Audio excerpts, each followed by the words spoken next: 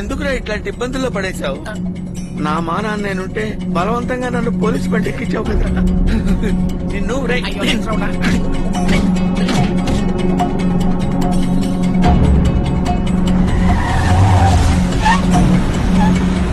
చల్లగుండారయ్యా. అయ్యా, కారులో దాగున్న ధర్మప్రభు బాగా ఆకలి మీదున్నానయ్యా, స్నానం చెయ్యండి అయ్యా. అయ్యా, అలా మాట్లాడకండి అయ్యా. నాకు 3 ఫ్యామిలీలు, తిండి పెట్టకపోయినా పర్వాలేదు, సినిమాకు మాత్రం తీసుకెళ్లాలయ్యా, లేదంటే నా చిన్న పిల్లలు చీపురుతో కొడుతుందయ్యా.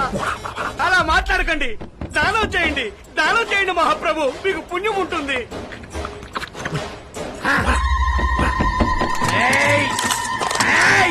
బయటికి రాలా, నువ్వు నేను తెలుసుకున్నావు. బిచ్చగాళ్ళ సంఘం నాయకుడికి పూడి చూపిస్తావా? బిచ్చగాళ్ళ సంఘానికి నాయకుడా? తొందరపడ్డామేమోరా. కాదా మరి? అవును, వీడేంటి రెడ్డు పడితే